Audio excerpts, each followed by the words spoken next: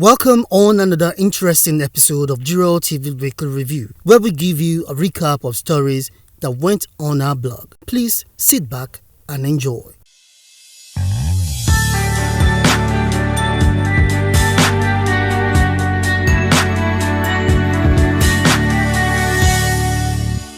Monday, Ekiti state government took a significant step towards reducing post-harvest losses and curbing exploitative practices in the agricultural sector with the establishment of Ilueye Agro Trading and Aggregation Company.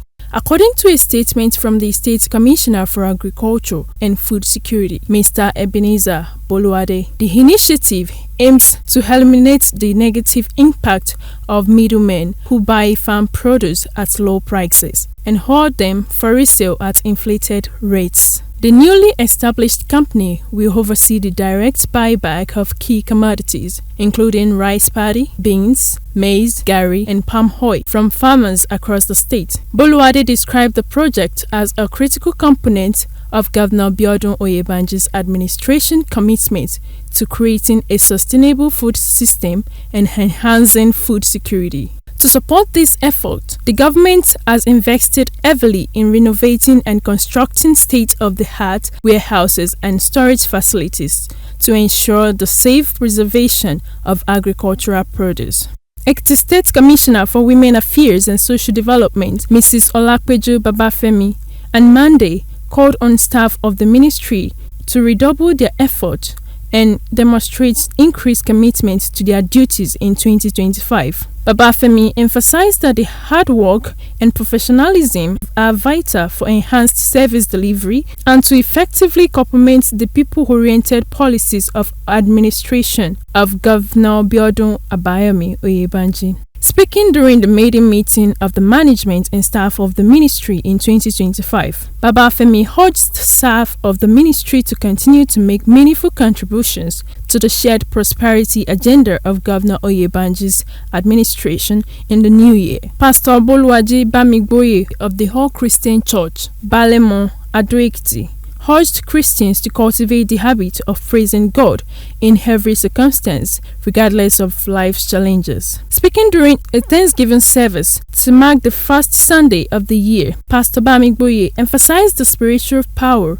of gratitude, noting that praising God attracts miracles and invokes His divine presence to answer prayers. The cleric encouraged the congregation to rise above trials and tribulations by maintaining a heart of praise. We should always appreciate God. The only thing we can give Him is our praises. Praising God brings miracles, blessings, breakthroughs, and divine intervention, he said. As Nigerians and the entire African continent usher into the new year, Clean Africa, a renowned leadership development champion, extended warm felicitations to all its stakeholders across Africa and beyond, reiterating its commitment to raising transformational leaders across the continent.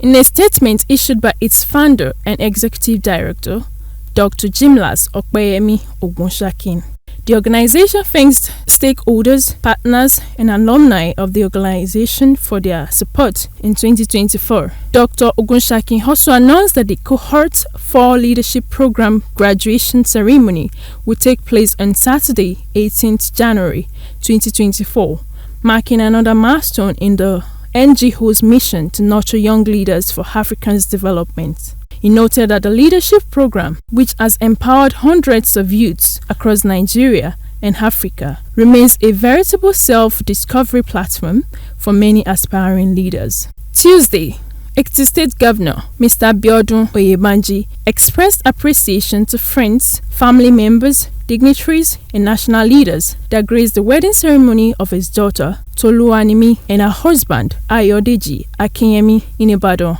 at the weekend. Governor Oyebanji described the avalanche of love and support extended to the family as humbling and expresses profound gratitude to the President Asiwaju Bola Ahmed Tinubu. The Vice President, Senator Kashim Shettima, who represented the President at the event, and the Deputy Senate President, Senator Jibrin Barau. The Governor in a statement also expresses special thanks to all his colleagues and the Nigerian Governors Forum, NGF, led by Kwara State Governor Abdurrahman Abdurrazak. In a gesture of gratitude, the Ekiti State Catfish Sellers Association honored Otumba Kayode Fashai, Commissioner for Wealth Creation and Employment, for his exceptional leadership and unwavering support for their growth. The award was presented during a well-organized event led by the association chairman, Mr. Ateologun Samuel, and coordinated by the Award Planning Committee chaired by Adedipe Rotimi. The recognition underscores the Commissioner's pivotal role in empowering micro, small, and medium enterprises (MSMEs) across the state. Otumba Fashai, celebrated for his hands-on approach to wealth creation, reaffirmed his commitment to collaborating with the association to strengthen their businesses. His efforts are part of a broader agenda driven by Governor Biodun Oyebanji's administration to foster economic growth and create employment opportunities in Ekiti State. The BAO Agenda 2026 also on Tuesday dismissed recent comments by Honorable Okpeyemi David Falegon, criticizing Governor Biodun Abayomi Oyebanji's decision to hold his daughter's wedding in Ibadan. In a statement, the group labeled Falegon's remarks as myopic and lacking in reason, coming from a supposed elite. Speaking through its state coordinator, Honorable Moshood Lawal Bamai, and supported by the Secretary General, Honorable Olufemi Aduloju Odawan, and Public Relations Officer, Ms. Yewande Aribasoye. The group accused Falegon of speaking cheap publicity with baseless claims. The group sharply criticized Falegon. They argued that Falegon's claim of capital flight due to the Ibadan venue is misplaced, emphasizing the historical and cultural significance of the city. According to the group, the decision reflects Governor Oyebanji's commitment to strengthen unity and regional cooperation, rather than the narrow parochial view Falegon expresses. Wednesday, in a decisive move, Professor Francis Adedayo Faduile Hohen, PDF, Chairman of the Committee of Chairman Governing Council of Federal Colleges of Education, FOEC, Kotangora, on Wednesday, led a delegation to meet with Sen Muta Mohammed and Dan Tuse, Chairman of the Senate Committee on Tertiary Institutions and TED Fund. Prof. Faduile emphasized the need for collaboration between the committee and the Senate to address challenges facing federal colleges of education. He stressed the importance of increased funding, improved infrastructure, and enhanced welfare for personnel. Specific requests included restarting the COASU FGN 2010 agreement talks, addressing inadequate funding and poor maintenance, removing tertiary institutions from IPPIS, providing initial funding for new colleges, releasing 300 billion naira for revitalization, and ensuring adequate funding for effective governance. Senator Dan Tuse assured the committee of the Senate's commitment to supporting the development of federal colleges of education, emphasizing the importance of teacher education in Nigeria's growth. Thursday, a coalition of human rights and community-based organizations spread across Nigeria and Thursday named the Ekiti State Governor Abiodun Oyebanji as the Governor of the Year 2024. In a release signed after its General Congress meeting held in Lagos, the Nigerian Human Rights Community NIHRCO said the process for the selection of the best Governor of the Year 2024 began last year, with various suggestions made by leaders of the coalition, whose groups are spread across the country. The statement signed by the group regional coordinators Taiwo Adeleye, Kudu Abubakar, North, Dejifa Werenipe, South-South, and Fred Ojenika, South-East, singled out Oyebanji as a potential leader of Nigeria at the highest level. The governor, the group said, will be presented with a plaque on behalf of the 100 and community-based groups across the 36 states, with the hope that it will encourage other state governors to address the fears and aspirations of the people they govern.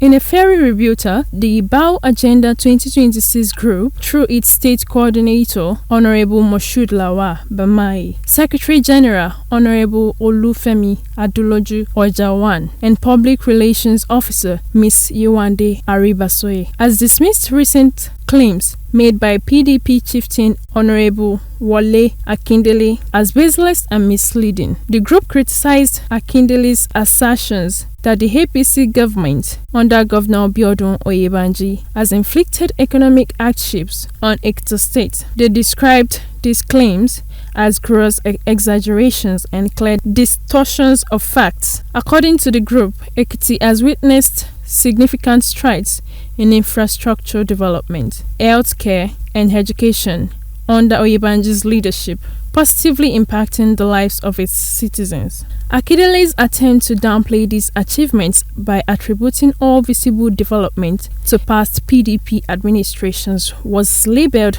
disingenuous and insulting to the current administration's hard work. The ongoing construction of the overhead bridge from Okeyemi to Ijigbo was highlighted as a testament to the government's commitment to improving infrastructure and easing traffic congestion, contrary to Akindele's claims of misplaced priorities. Friday, a delegation from the Nigerian Airspace Management Agency (NAMA) on Friday conducted a final inspection tour of the Ekiti Agro-Allied International Cargo Airport in Ado-Ekiti, signaling the readiness for non-rescheduled commercial flights to commence. This visit follows the approval granted by the Aviation Agency last December, paving the way for operations at the newly established airport. Jiroltv sources at the airport reports that the NAMA team was warmly received by a high-powered state delegation, including the Commissioner for Information, Chief Taiwo Olatunbosun, Chief Press Secretary to the Governor, Mr. Olayinka Oyebode, and the Commissioner for Environment, Chief Tosin Aluko, among others. Upon arrival, the NAMA aircraft performed a runway test and inspected key technological control systems, marking a critical step towards the airport's operational debut. Thanks for watching. For details on each stories, please visit our blog, Jiroltv.com. Remember that for your news mention, video coverage, jingles, advertisement, documentaries, and all your media engagements, please call 006 575 1868. Also find us on Facebook, Jiroltv, and YouTube, Jiroltv. Jiroltv, something to watch.